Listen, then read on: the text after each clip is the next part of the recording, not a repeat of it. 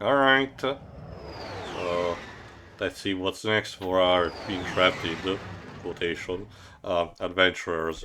Alright, first we pay a visit to Slim Cognito. Slim Ship Shack. I don't remember who is he voiced by, but it's another of the consistent voice actors for the franchise. And yeah, you need the Raritanium to actually upgrade properly the ship. Some of the upgrades are just aesthetic, like the size or, the shape. But others are more important, like, different kinds of side weapons, or, better controls, or better primary weapons. So, Right. go on. So welcome back to Oh. Ratchet and Clank 2 Gaga Galaxy Commando. It's Japanese name. If I recall correctly, you can also change the color of the ship from here, but again, I don't particularly care. Not to mention, this one is fine. I mean, in terms of like Japanese localized names, I still give the nod for best ones to the Wild Speed. What versions they do of Fast and Furious? Honestly, there's also stuff like Abe's Odyssey, which, as Calico pointed out, is called Abe a Go Go. Abe a Go Go. Like it's a party game. Oh my goodness. I mean, it's definitely not a pot. Okay, that's the thing though. Depends on your point of view. Abe a Go Go sounds like it's going to be a really fun, rollicking party tone type of game, when in fact it's really. It's kind of depressing. Yeah, I really don't know what they were thinking for that.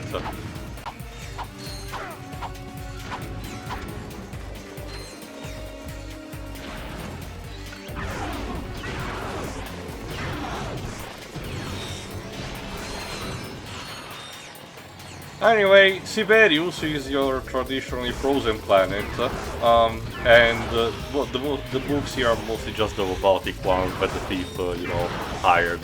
But as you can see, they're not too much of a problem. If anything, it's more of a case for me to actually level up a bit to the Seeker. Again, different weapons have different, amount of XPs before leveling up, but if you are patient enough to test all of them properly, you'll eventually get there.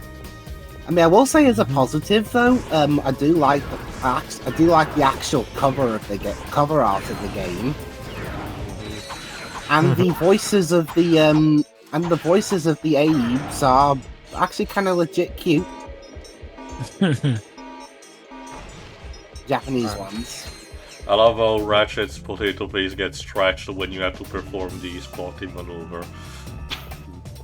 Well, that's the PS2 squash and stretch animation for you.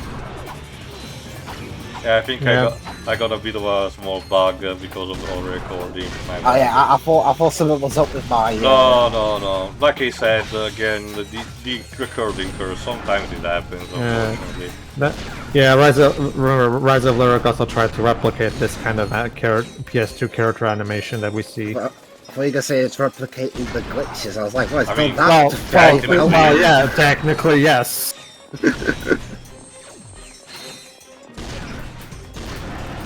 Well, how about this, Whips? It was how about this, Whips? The glitches in Rise of Lyric were specifically a reference to the Deck 9 remasters of Ratchet and Clank, specifically those versions. There you go. See, that's how clever they are. It's a very specific thing to reference, but yeah. I mean, to be honest, the Knuckles Eternal Jump glitch reminds me more instead of an exploit in Jack 2 to completely bypass one section by hitting the water. I thought it was a reference to Sonic 06, where those gems that were supposed to, well, Sonic's ones specifically, that were supposed to be limited, but they didn't implement that, so you could just abuse the gem powers however you wanted. Now we have a vehicle section, well, specifically a train-like section, in this case a convoy, to showcase, look how cool our set pieces are, because again, this particular planet is relatively plot critical, so in this particular case they decide to amp up a bit things. And yeah, throughout this entire level you'll have to actually fight the thief. And the boss fight is actually not too bad. The character is not even that much of a sponge, so I And do find because it the PP weird, is particularly clumsy, it's actually relatively, you know, fun to actually hit. Go on, Jova. I do find it weird that they don't preempt this set piece with a cutscene, though, given how you're finally going head-to-head Well, with the only close preface you figure. need was in the holo video that mentioned that this is basically something that the people was requesting to actually, you know, smuggle away the protopet, so... Oh, of course, but typically games will have cutscenes that preempt, you know, sort of encounters like this. I'm not saying it's a deal breaker, I just always found it weird. Speaking of which... You have to also make sure that the thief doesn't doesn't activate the rocket in time, obviously. Yeah.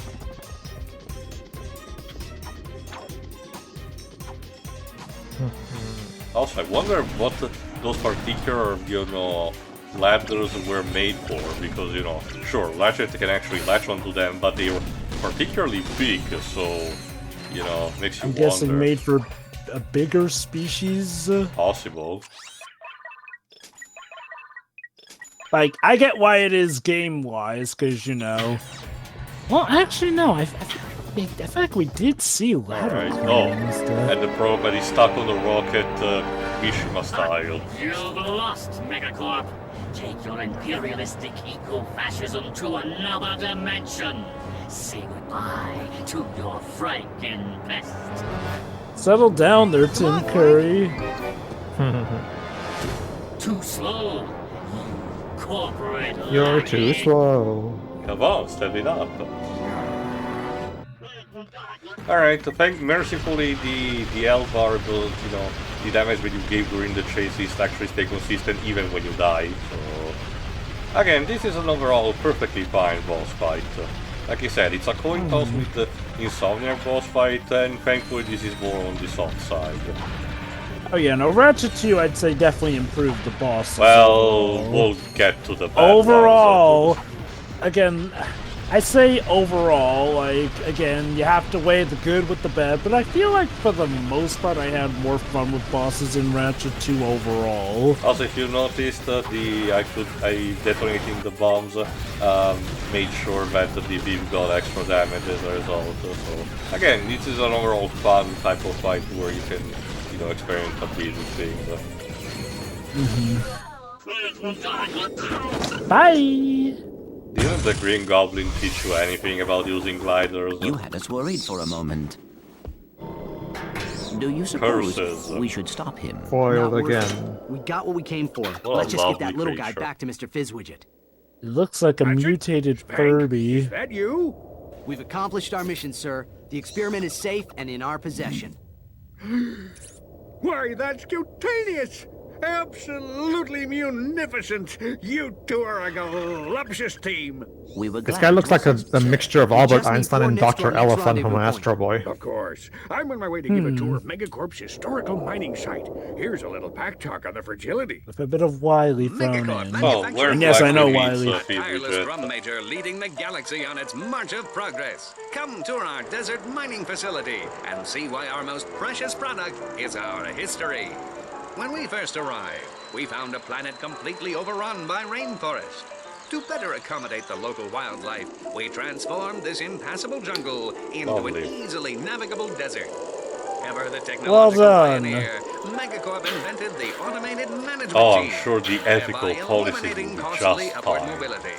And all the Man, while both making Fallout your and life Bioshock richer. vibes. How MegaCorp wonderful. Manufacturing and mining. Our march continues to the tune of progress and profitability. Call Investor Relations today. Is that facility still operational, sir? Alas, no. But it's steeped in hysterics.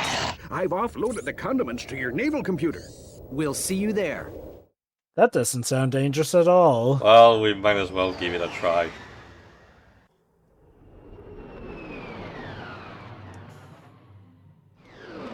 There you go, specifically in Planet Tabora.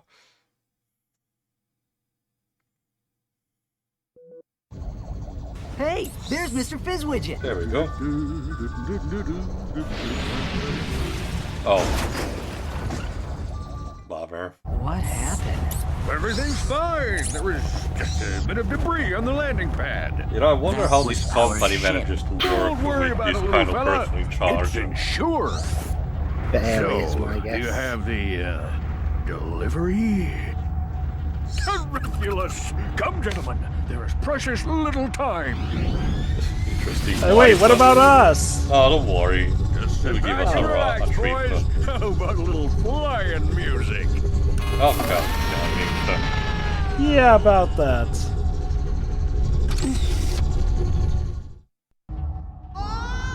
Oops. He did that on purpose.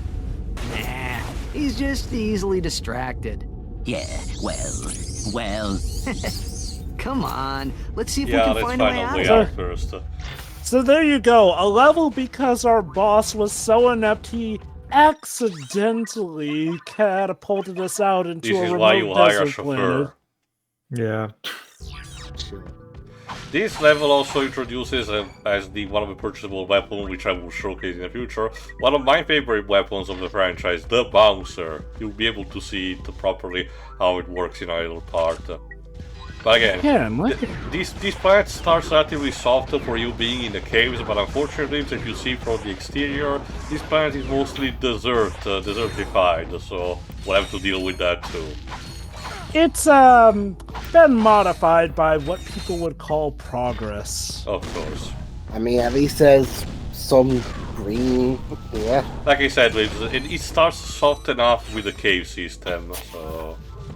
Just see to it that you don't end up pissing green. The magenta or pink type of box represents a bigger intake of a nanotech. They're not as common as the regular one, but obviously they give you more health when broken. I mean, if I ran, if I was in charge of a story, I'd either I'd ban desert settings from it, or if I absolutely had to put one in, I'd have the desert blown up in the end. Why is it always murder, violence, or explosions with you? I mean, I did give the other option, just not have it in the game at all. Also, Dave, you can't explode a desert. Like I said, all the heat will make it turn into glass. Yes, you can. Yeah, but yeah, I was gonna say, you can't. Not with that attitude, you won't.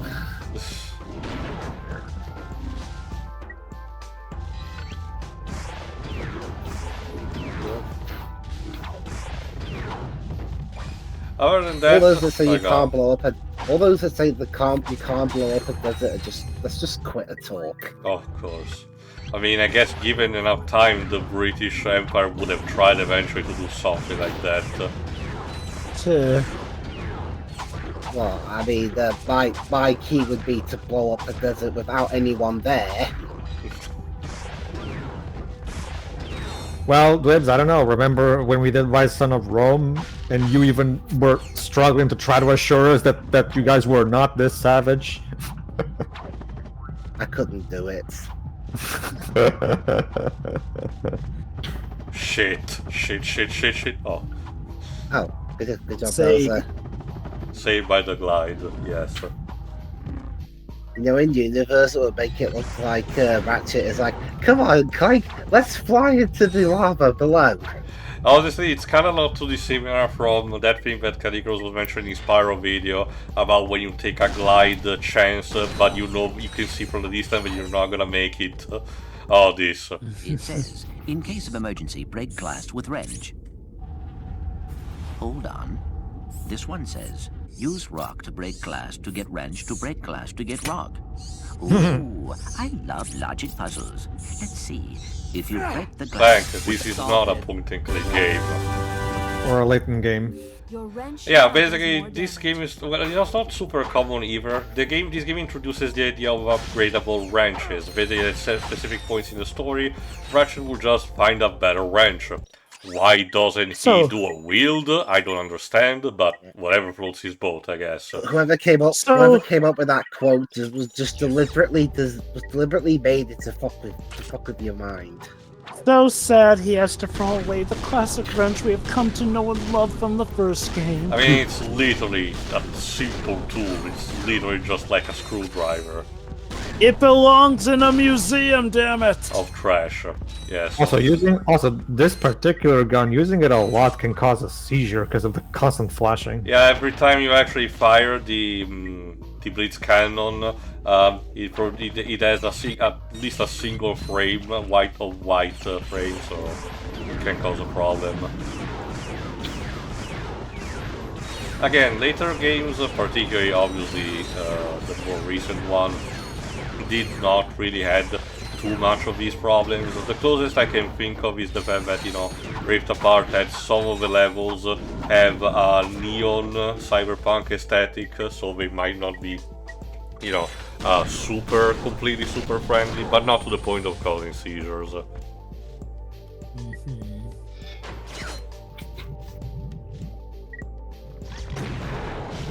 Yeah, even the medium does that.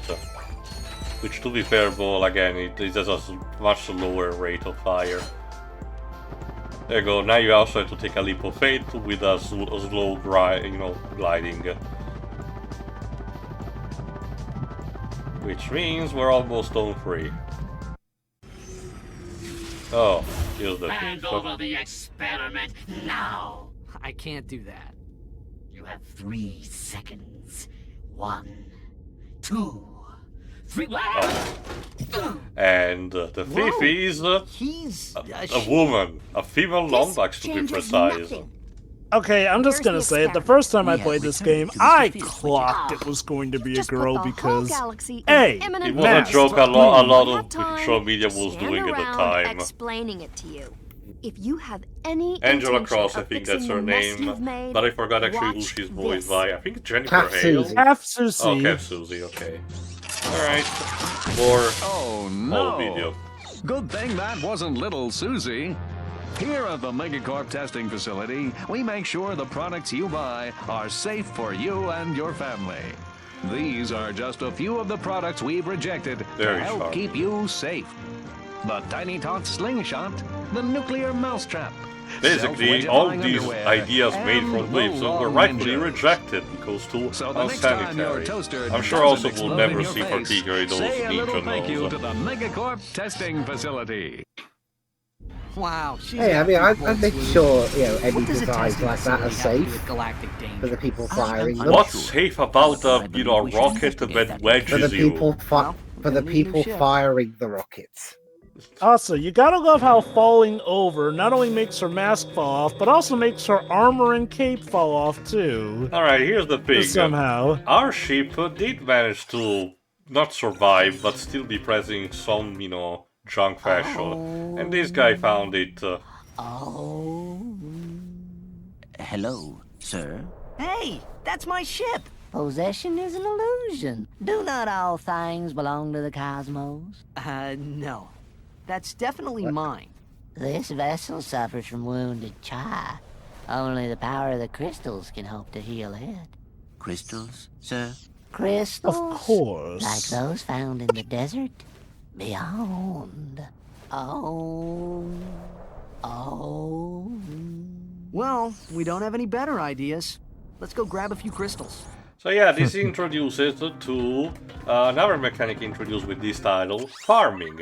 The game has dedicated farming spots, usually 1-2 per game, you know, spread on different planets, where you just a relatively big area with not a lot going on, but specific resources that you have to go around and mine, either by killing enemies, actually digging from the ground or breaking a crystal, or both.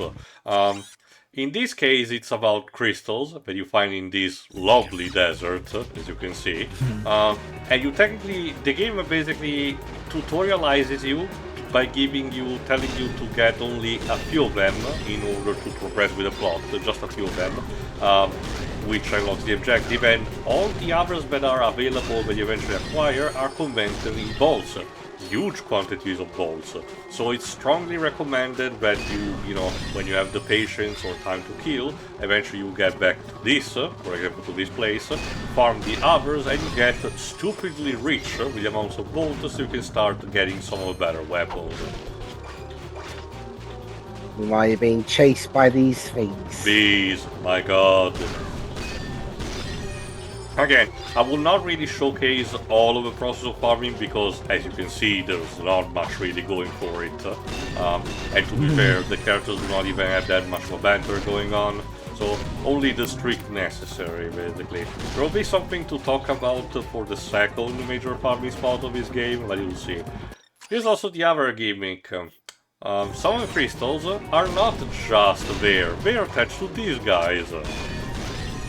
Which are relatively powerful, you have to actually watch out because they can kill, but killing them actually nets you a bigger crystal.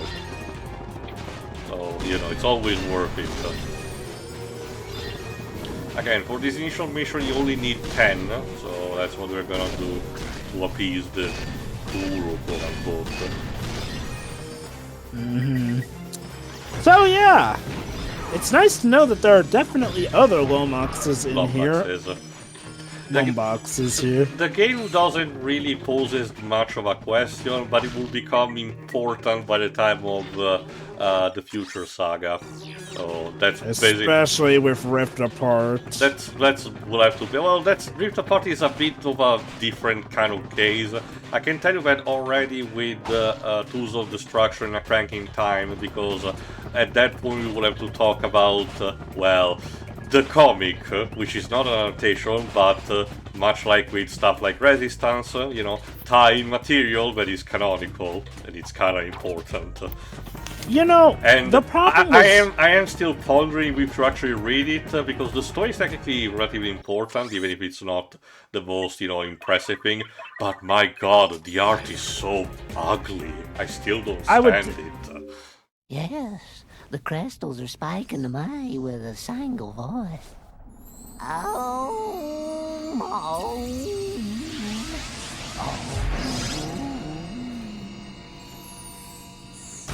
That was pretty impressive.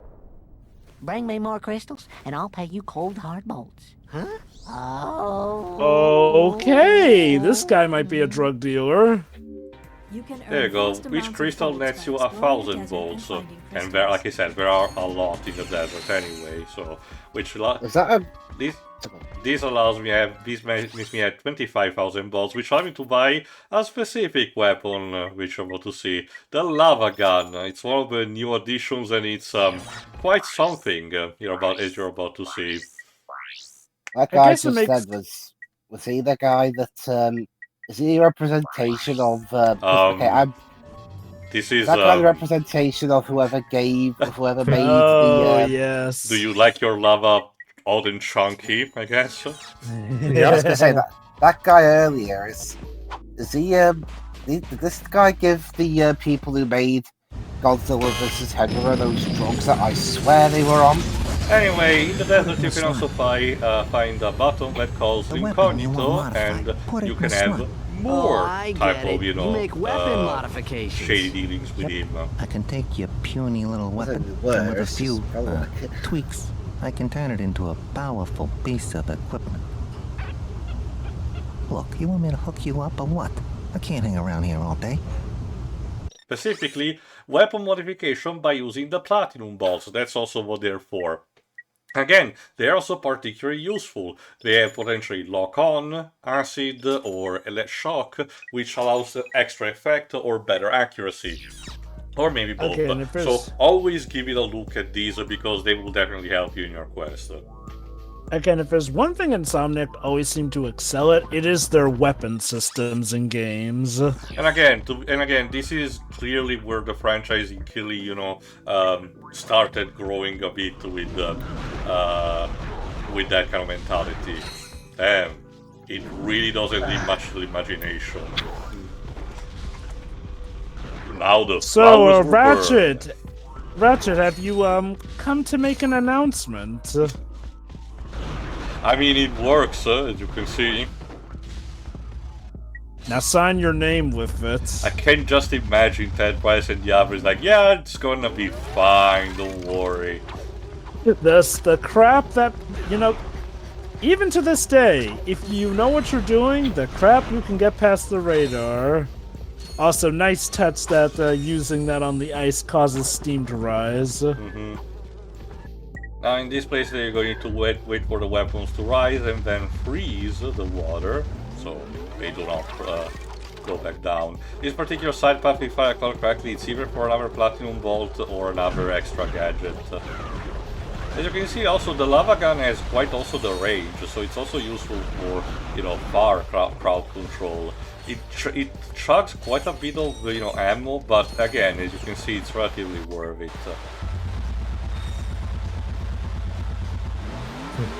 Well. Also, that sound effect for the wall jump, that was like part of the Roadrunner's tongue. Yeah, I mentioned that in the previous part. What's with this? What's this music exactly? I don't know Mystical, to tell you. alien. Desertified, I don't know. Again, I know it's hard to make desert music sound, make a desert sound exciting, but this is just weird. Alright kids, I like it. Wanna see Insomniac doing worse gliding controls than in the Spyro trilogy? No, seriously, I don't understand how they fucked it up, but this glider, controls like ass. Yeah. Hey guys, remember? We did Spyro. I don't know. Because on the looks of it, we don't remember. Yeah, like it's the turning. It feels like I'm playing against Sonic 06 with Shadow section.